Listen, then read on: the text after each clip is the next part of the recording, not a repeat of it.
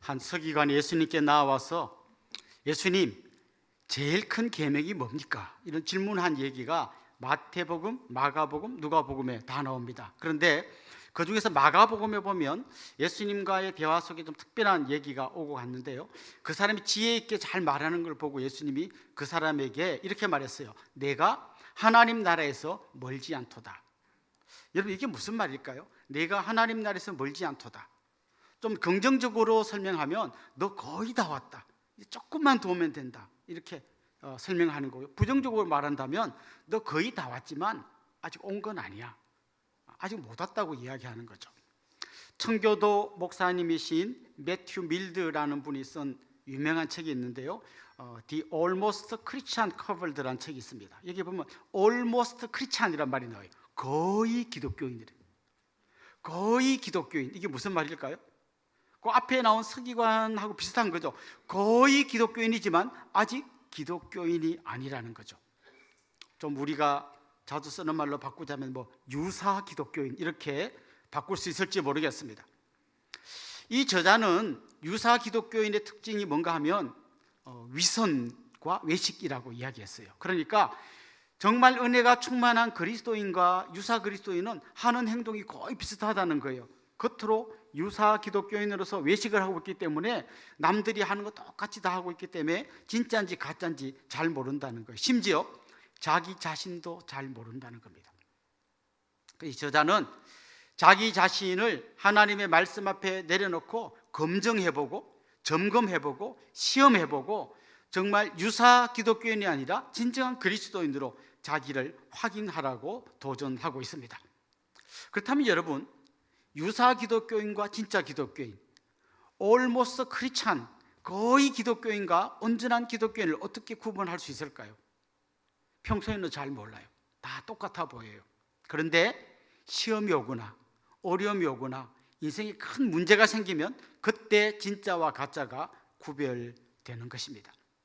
이 시험을 통과해 보면 누가 진짜 그리스도인이고 누가 그동안 거의 그리스도인이었는지 알게 된다는 거죠. 지난주 말씀해 보면 예수님께서 이 잔을 내게서 옮겨 주십시오, 그러나 내 원대로 마시고 아버지 원대로 하십시오 하고 정말 땀방울이 핏방울이 되는 간절한 기도를 하나님 앞에 올려드린 내용이 나옵니다. 그 기도가 끝나고 나자 예수님은 이제 마음에 확신을 얻으시고 당당하게 자기를 붙잡으러 그 사람들을 향해 가십니다. 근데 그때 뭐라고 말씀하셨는가 하면 제자들을 보면서 일어나 함께 가자, 이렇게 이야기했어요. 예수님 혼자 가신 게 아니라 제자들을 보고 일어나 함께 가자라고 이야기했습니다. 일어나 함께 가자, 이 말은 예수님이 갑자기 내뱉은 말이 아닙니다. 사실 그전에도 예수님은 제자들에게 그런 말씀을 하셨습니다. 마태복음 16장 24절에 보면 누구든지 나를 따라오려거든 자기를 부인하고 자기 십자가를 지고 나를 따를 것이니라. 이미 예전부터 그런 말씀을 많이 하셨어요. 그때는 제자들이 내가 당연히 주님 따라서 내 십자가를 지고 따라가야죠, 이렇게 생각했을 거예요. 그런데 정작 진짜 예수님이 십자가를 지고 간단 말이죠. 그 십자가의 길을 향해 예수님이 간단 말이죠. 그때 예수님께서 일어나 함께 가자, 이때 제자들이 어떤 반응을 보였는지가 오늘 본문에 나옵니다. 주님이 함께 가자고 할 때 그 주님의 초청에 사람들이 어떻게 반응하는지가 오늘 본문에 나오는 거죠. 여러분, 주님을 따라가는 길은 꼭 길이 아닙니다. 때로는 그 길이 십자가의 길이고 고난의 길이고 죽음의 길일 수도 있습니다. 그때 우리가 아는 거죠. 내가 진짜인지 가짜인지를 알게 되는 것입니다. 오늘 제가 말씀드리는 예수님 주변의 몇몇 사람들의 이야기에 혹시 내 모습이 있는지 한번 유심히 들여다보면 좋겠고요, 그런 내 모습이 발견된다면 말씀의 검으로 도려내고 정말 정결한 그리스도인, 온전한 그리스도인으로 설 수 있는 여러분들이 되시기를 간절히 소망합니다. 제일 먼저 우리가 한번 살펴볼 인물은 가룟 유다입니다. 가룟 유다는 이미 예수님을 은 30에 팔아 넘겼습니다. 돈은 이미 받았고요, 이제 결정적인 순간 예수님을 넘겨주기만 하면 됩니다. 지금 대제사장들과 장로들은 무리들이 많은 데서 예수님 잡아가다가 혹시 그 사람들이 막 민중 봉기를 일으킬까 봐 두려워합니다. 그래서 남들이 안 볼 때 잽싸게 잡아가기를 원하는데 예수님이 이 밤중에 어디에 있는지를 가룟 유다가 알고 있습니다. 왜냐하면 예수님은 늘 습관을 따라 기도하시는 분이기 때문에 보나마나 거기 있을 걸 유다가 알고 있었습니다. 그래서 유다가 그 무리들을 이끌고 검과 몽치를 든 그 제사장이 파견한 사람들을 이끌고 예수님을 찾아왔습니다. 그리고 예수님에게 다가가서 라삐여 안녕하십니까 인사를 하고는 입을 맞추었습니다. 뭐 우리 문화에서는 좀 생소하지만 이 유대인들은 아주 친밀한 사이에 입을 맞추고 인사를 합니다. 자 보십시오. 유다는 가장 친밀한 인사를 합니다. 입맞춤이라고 하는 가장 친밀한 인사를 하면서 라삐여 안녕하십니까 라고 말합니다마는 실제로 그는 지금 이 인사를 하나의 사인으로 해서 예수님을 팔아 넘기는 중입니다. 내가 입맞추는 그 사람이 예수니까 잘 잡아가십시오 이렇게 약속이 되어 있던 거죠. 그때 예수님께 입맞추는 가룟 유다를 바라보면서 예수님이 이렇게 말씀하십니다. 친구여 내가 무엇을 하려고 왔는지 행하라 이렇게 이야기합니다. 유다를 보고 친구여 라고 부릅니다. 이 예수님이 부른 친구여 라는 이 말씀은 시편의 말씀을 떠오르게 만듭니다. 시편 41편 9절에 보면 이런 말씀이 나옵니다. 내 떡을 먹던 가까운 나의 친구도 나를 대적하여 그 발꿈치를 들었나이다. 여러분 발꿈치를 들다라는 말이 무슨 뜻일까요? 이렇게 이걸까요? 사실 발꿈치를 들다라는 말은 뒷발질하다라는 말이에요. 소나 뭐 말 같은 게 주인을 뒷발로 빵 차는 거를 이 발꿈치를 들었다고 표현하는 거죠. 예수님과 같이 한솥밥을 먹던 사람이 발꿈치를 들어 예수님을 걷어찼다는 거죠. 혹시 여러분 소나 말에게 차여보신 분 계십니까? 그 힘이 어느 정도일 것 같아요? 안타깝게도 저는 한번 차여봤습니다. 이렇게. 어릴 때 시골에 가면 이제 그 시골에 사는 아이들은 다 소를 먹이러 갑니다. 소 한 마리 끌고 산에 가서 풀을 뜯어 먹이고 이제 오후가 되면 데리고 오는데 저는 한 번도 안 해봤는데 친구들이 다 가니까 할머니가 너도 한번 가볼래? 어떻게 하면 돼요? 요것만 딱 붙들고 있으면 된대요. 그래서 소 딱 붙들고 가는데 초보 운전이라 잘 안 되더라고요.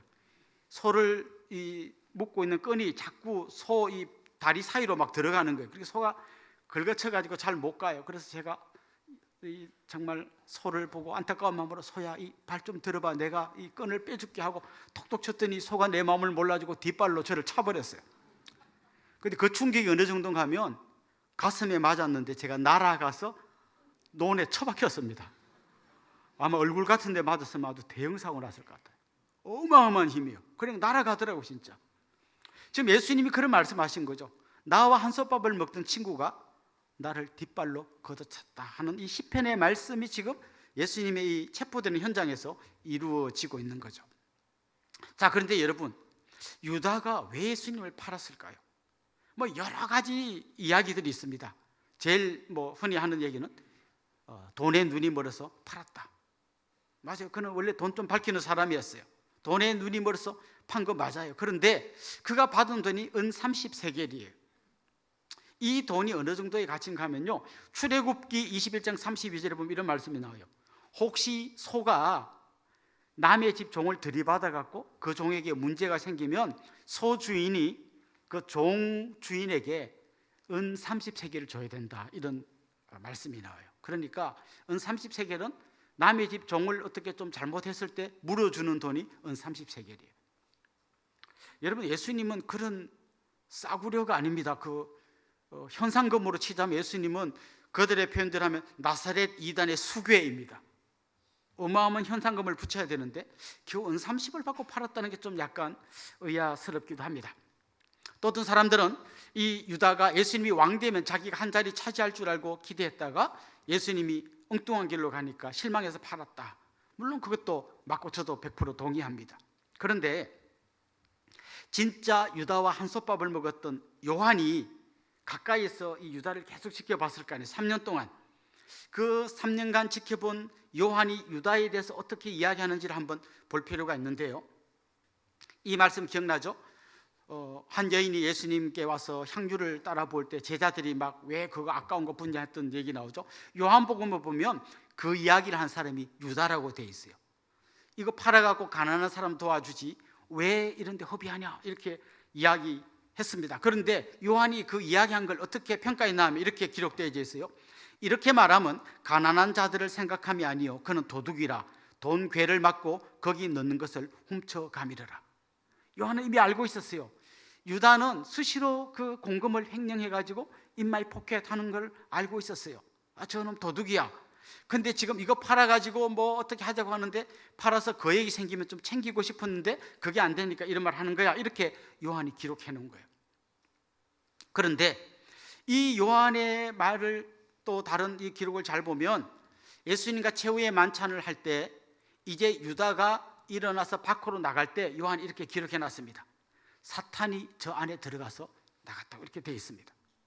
자, 그러니까 지금 요한의 이 말을 한번 종합해 보면, 돈을 훔치는 이 이야기하고 사탄에게 사로잡혀 예수님을 팔아넘긴 이야기가 묘하게 연결이 되는 거죠. 이렇게 설명할 수 있습니다. 하나님의 사람이 하나님을 따라 살아갈 때 사탄은 끊임없이 공격을 합니다. 우리가 성령의 전신갑주를 입고 있으면 쉽게 우리를 공격하지 못하겠죠. 그래서 사탄은 틈을 찾습니다. 그 사람의 어떤 약한 부분, 정말 그 틈을 찾으면 거기다가 빨대를 꽂습니다. 그리고 그 영역을 점점 확장해 갑니다. 그러다가 어느 순간 완전히 이 사람을 사탄의 놀이개로 만들어 버리는 거죠. 혹시 여러분 맹지가 뭔지 아십니까? 맹지. 예, 땅을 사보신 분은 아실 거예요. 맹지라는 거는 길이 없는 땅이에요. 아무리 땅이 넓어도 그 맹지에는 건축 행위를 할 수 없습니다. 그럼 거기 건축 행위를 하려면 이 맹지하고 길을 붙여야 돼요. 그런데 이런 땅이 있습니다. 한 1000평쯤 되는데 앞에 한 평만 사면 딱 길하고 붙어서 이 1000평을 활용할 수 있어요. 그럼 이 맹지 주인은 어떻게든 이 한 평을 살려고 할 겁니다. 그럼 이 한 평 주인은 어떻게 생각할까요? 이 사람도 알아요. 이게 얼마나 귀한 땅인지 알기 때문에 막 엄청 가격을 높입니다. 그래도 비싸도 사야 자기 땅을 활용할 수 있으니까 눈물을 머금고 이 한 평 땅을 사는 거죠. 그러니까 이 한 평은 그냥 한 평이 아니에요. 1000평을 완전히 새로운 땅으로 바꾸어줄 그런 한 평이에요. 이렇게 설명할 수 있습니다. 사탄이 여러분의 삶에서 그 한 평을 확보하려고 하는 거예요. 가룟 유다에게 그 한 평은 뭔가 하면 돈이었던 것 같아요. 그 돈 받고 뭐 하고 뭐 이런 욕심, 자기의 요 야망이라는 요 한 평 땅을 사탄에게 내준 거예요. 그래서 그냥 처음에는 약간 죄책감이 있었겠지만 자꾸 떼먹다 보니까 이제 죄책감도 사라지고, 그냥 이 돈이란 요 한 평 안에서는 마귀가 마음대로 활동할 수 있도록 길을 열어준 거예요. 그러다 어느 순간 사탄이 그 안에 쏙 들어와서 그를 완전히 사로잡아서 결국 예수님을 팔아넘기는 자리까지 갔다는 거죠. 여러분에게 그 한 평은 뭔 것 같습니까? 사탄이 여러분을 노린다면 어떤 틈에다가 이렇게 빨대를 꽂고 치고 들어올 것 같습니까? 사람마다 아주 치명적인 아킬레스건이 다를 겁니다. 사탄은 거기를 지금 노리고 있는 거죠. 여러분의 인생 가운데 있는 한 평을 먼저 차지하려고 할 겁니다. 보통 사람들은 이 한 평을 쉽게 내줘요.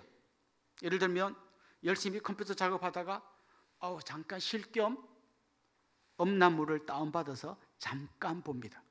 그렇다고 누구랑 간음을 하는 것도 아니고 그냥 잠깐 보고 상상을 조금 하고 얼른 끝내요.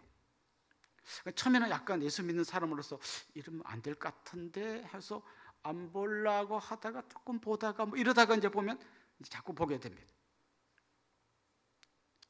나는 간음을 저지른 것도 아니고 생각만 약간 해본 거예요. 이게 사실은 사탄에게 한 평을 내주는 거예요. 너무너무 미운 사람이 있어요. 그래서 딱 죽이고 싶어요. 근데 죽일 정도의 용기는 없어. 그래서 상상으로 막 칼을 갈아서 그냥 막 이제 이런 걸 해봅니다. 요럴 때 사탄이요, 그 한 평을 얻는 거예요. 여러분 마음에서 거기다가 딱 진지를 구축하는 거예요. 여러분의 원망, 불평, 교만, 음란, 욕심, 수많은 여러분의 한 평에다가 사탄이 처음에 싹 자리를 잡습니다. 그리고 고기가 완전히 자기 땅이 되면 이제 안으로 쑥 밀고 들어가는 거죠. 저는 여러분 안에 그리스도로 가득 차기를 원합니다. 단 한 뼘의 땅도 사탄에게 내어주지 않기를 원합니다. 그러기 위해서는 정말 그리스도의 그 은혜와 십자가의 공로가 여러분을 충만히 압도하기를 원하고, 주님께서 보내주신 성령께서 여러분에게 전신갑주를 입히시고 그래서 사탄의 공격을 막아낼 수 있는 그런 분들이 되기를 간절히 소망합니다. 혹시 여러분 안에 나도 모르게 자꾸 내주는 한 평이 있다면 말씀의 검으로 그 부분을 잘라내시고 거룩한 하나님의 백성으로 설 수 있기를 소망합니다. 두 번째 한번 살펴볼 사람은 베드로예요. 베드로는 내가 죽을지언정 절대로 주님을 배신하지 않겠다라고 했습니다. 그런데 오늘 본문에 보면 베드로의 돌발 행위가 나옵니다. 예수님을 잡으려고 사람들이 왔을 때 베드로가 갑자기 칼을 쫙 빼듭니다. 그리고 대제사장의 종을 확 내리쳤는데요, 아마 피했겠죠?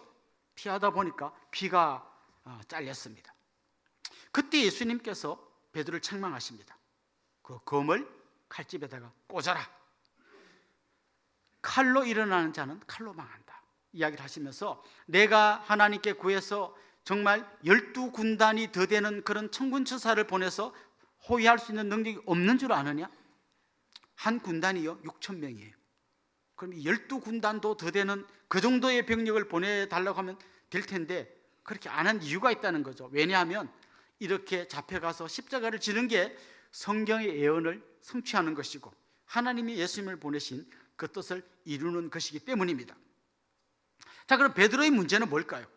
그는 분명히 주님을 따르고 있고 주님을 위한 충성심을 갖고 있어요. 그런데 그의 이런 좋은 뜻이 발현되는 행동은 뭔가 하면 주님의 말씀과 전혀 다른 세상의 방식과 똑같다는 거예요. 화나면 칼 빼고 칼 휘두르고, 주님께서는 산상수훈에서 너희들이 피스메이커가 돼야 된다, 정말 화평케 하는 자가 돼야 된다, 그런 말씀을 들었지만 그 말씀은 좋은 말씀이고 진짜 내가 화났을 때는 칼을 빼서 내리치는 게 그의 삶의 자세였던 거죠. 자, 우리에게 한번 적용해 보면 이런 겁니다. 하나님의 말씀이 뭔지는 내가 알아요. 그런데 내가 평소에 하는 행동은 똑같아요. 운전하다 끼어들면 창문 열고 욕하고, 또 내가 승진하기 위해서는 저 사람을 밟아야 되고 죽여야 되니까 그 사람을 모함하기도 하고, 장사하려면 어쩔 수 없어요, 거짓말 할 수밖에 없어요 하고 거짓말 합니다. 사업하려면 할 수 없어요, 술자리에다가 VIP 모셔와가지고 거기다가 아가씨 불러놓고 이상한 짓 해야 사업하자면 어쩔 수 없다고 하면서 그런 행동을 합니다. 믿는 건 믿는 거고 내가 사는 건 사는 거예요. 완전히 구분시켜서 세상 사람하고 다를 바가 하나도 없이 사는 거죠. 그 사람이 주먹을 쥐면 나도 주먹을 쥐는 거고, 그 사람이 말로 나를 공격하면 나도 말로 공격하는 거고, 그 사람이 내 욕을 하면 나도 욕하는 거고, 똑같이 가는 거죠. 오래전에 한 30년 된 것 같아요. 제가 저 뒤에서 이제 성도님들 교회 올 때 안내를 하고 있는데 한 집사님이 신문지에다 성경을 둘둘 말아갖고 이렇게 들어오시더라고요. 그래서 아니 왜 신문지에다 성경을 말아오세요 했더니 이분이 막 멋져가면서 이렇게 이야기해요. 옆집 사람하고 대판 싸웠는데 도저히 교회에 가려고 성경책을 들고 가려니까 그 사람 볼까봐 그래서 신문지를 싸웠다는 거죠. 신문지로 쌀 게 아니라 그 사람과 화해를 해야 되는 거죠. 우리가 아는 것과 우리가 사는 것 사이의 이 괴리, 이게 우리를 거의 그리스도인으로 자꾸 만들어가는 거예요. 우리는 거의 그리스도인이 아니라 진정한 주님의 사람이어야 하는 것입니다. 그런데 참 아이러니한 거는 주님이요, 제자들은 다 이렇게 이상한 행동했고 다 도망가 버렸습니다.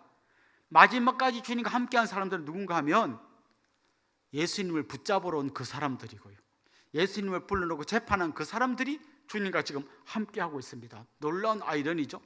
나와 함께 가자 했는데 가자 한 사람은 다 도망가고 붙잡으러 온 사람, 재판하는 사람들만 예수님과 함께하고 있습니다. 대제사장과 거기 있는 장로들, 공의원들이 예수님을 신문하는 장면이 오늘 본문에 나옵니다. 여러 가지 거짓 증거를 갖다 대는데 뭐가 잘 안 맞아요. 예수님을 죽이고 싶은데 사형시킬 만한 죄목이 안 나와요. 겨우 하나 좀 뭔가 맞춘 게 있는데 예수님이 이 성전을 헐며 3일 만에 짓겠다 했다는 그게 뭔가 정언이 좀 맞긴 하는데 그 정도 말했다고 예수님을 사형시키기는 좀 너무 가혹해요. 그러다가 이 대제사장이 가장 치명적인 질문을 해서 예수님을 사형으로 몰아가는데요, 그가 질문한 내용이 이겁니다. 네가 하나님의 아들 그리스도가 맞냐라고 물어봅니다. 그전까지 예수님은 침묵하시고 아무 대답도 안 하셨어요. 막 거짓말로 막 하는데 딱 입 다물고 계셨어요. 그런데 네가 하나님의 아들 그리스도가 맞냐 물었을 때 예수님께서 뭐라고 하셨습니까? 64절 말씀만 봅시다. 예수께서 이르시되 내가 말하였느니라. 그러나 내가 너희에게 이르노니 이후에 인자가 권능의 우편에 앉아 있는 것과 하늘 구름을 타고 오는 것을 너희가 보리라 하시니. 네 말이 맞다는 거예요. 그런데 여러분, 지금 이 대제사장이 한 말, 당신이 하나님의 아들이 맞냐? 그리스도가 맞냐? 물어봅니다. 하나님의 아들 그리스도, 혹시 이 말 어디서 들어본 것 같지 않습니까? 베드로가 예수님께 신앙 고백할 때 이 말을 했어요. 주는 그리스도시요 살아계신 하나님의 아들이십니다. 베드로가 했던 신앙 고백을 이 대제사장이 그대로 하고 있습니다. 네가 하나님의 아들 그리스도가 맞냐 물어봅니다. 대제사장은 지금 그냥 무조건 우기는 게 아니라 예수님이 무슨 말을 했는지 알고 있습니다. 예수님이 하나님의 아들이고 그리스도라고 말했다는 걸 다 알고 있습니다. 그리고 예수님이 맞다라고 할 때 뭐라 합니까? 맞다고? 이건 신성모독이다. 어쩌면 좋겠어. 거기 있던 무리들이 소리를 지릅니다. 십자가에 못 박아야 합니다. 거기 있던 사람들은 예수님이 하나님의 아들이고 그리스도라고 말하는 걸 생생하게 듣고 알았어요. 그러나 오히려 그 말을 믿지 않고 조롱합니다. 네가 선지자라면 누가 너 때렸는지 알아맞혀보라고 예수님을 때리고 있습니다. 예수님 그렇게 말씀하셨죠. 네 말이 맞다. 나는 하나님의 아들이고 그리스도다. 지금은 네가 나를 신문하지만 내가 구름을 타고 재림할 때 내가 너를 신문할 거라는 그런 말씀을 하셨죠. 자, 여기서 한번 우리가 이 대적들의 행동과 말을 잘 볼 필요가 있는데요. 그들의 행동은 이거죠. 뭘 말하는지는 알지만 믿지 않았죠. 오히려 조롱했죠. 물론 여기 계신 분 중에 예수님을 사형에 넘겨야 된다고 소리 지를 그런 사람은 없을 겁니다. 그러나 분명히 이 부분만큼은 우리 안에도 있는 거예요. 예수님이 무슨 말씀을 했는지는 알지만 믿지 않는 거죠. 그리고 때로는 조롱하는 거죠. 성경이 이렇게 이야기합니다. 아무것도 염려하지 말고 오직 모든 일에 기도와 간구로 너희 구할 것을 감사함으로 하나님께 아뢰라. 그런데 진짜 힘든 일을 만나면 이렇게 말해요. 기도한다고 뭐가 달라지나? 분명히 그렇게 말했고 들었고 알고 있지만 그걸 믿는 거는 또 다른 문제인 거죠. 혹시 여러분 이런 말씀은 아시나요? 아내들이여 남편에게 복종하라, 이런 말씀을 알고 있나요? 그런데 저는 놀랍게도 그 말을 들은 아내들이 그렇구나, 남편에게 복종해야겠구나, 이렇게 하는 걸 잘 못 봤어요. 우리 남편을 몰라서 그러는 거예요. 알면 절대 그런 소리 못 하실 거예요. 이런 얘기는 많이 들어봤어요. 남편들이요, 여러분 아내를 사랑하시되 예수님께서 교회를 위해서 자기 생명을 내주신 것처럼 그렇게 아내를 사랑하십시오. 목사님, 우리 아내를 몰라서 그런 말 하는 겁니다. 절대 알면 그런 얘기 못 합니다.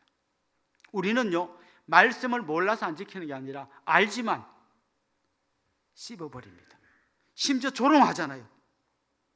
우리 남편은 안 되면 그런 말 못 할 거예요. 절대 안 됩니다. 절대 안 된다고 그러잖아요. 최소한 우리는 대적들처럼 예수님을 십자가로 몰아넣지는 않지만 우리 안에도 그 말씀을 그냥 가볍게 웃어넘기고 씹어버리는 모습 우리 안에 똑같이 있다는 거죠. 여러분 한번 보십시오. 오늘 본문에 등장하는 이 세 부류의 사람들, 가룟 유다와 베드로와 이 대적들의 행동 속에 우리의 모습이 그대로 녹아있는 게 다 보입니다. 이 모습을 도려내지 않는다면 우리는 결국 거의 그리스도인으로 살아가게 될 거예요. 거의 그리스도인, 거의. 그렇지만 실제로 온전한 그리스도인은 아닌 이런 부족한 모습으로 살아갈 거예요. 사랑하는 성도 여러분, 말씀의 검으로 여러분의 이런 모습을 다 도려낼 수 있기를 원합니다. 그리고 주님께 기도하십시오. 주님, 내 힘과 의지로는 안 됩니다. 주님이 도와주십시오. 주님이 내 속에서 충만히 거하셔서 사탄이 한 발자국도 들어오지 못하게 저를 지켜주십시오. 성령의 전신갑주를 덧입혀 주십시오. 주님의 이름으로, 성령의 능력으로 승리하여 온전한 그리스도인이 되게 해주십시오. 그렇게 기도하며 나아가기를 소망합니다. 예수 그리스도께서 정말 이 예배당에 계시고 여러분 일주일 내내 내 멋대로 살다가 한번 주님을 알현하고 돌아가는 그런 그리스도인이 되지 않기를 원합니다. 주님께서 여러분의 가정에 가끔씩 손님으로 초대받아 오는 분이 아니라 예수님이 여러분 가정의 주인이 되기를 원하고 여러분의 삶을 통치하기를 원하고 여러분이 겸손히 그 앞에 엎드리는 온전한 그리스도인이 될 수 있기를 주님의 이름으로 축원합니다.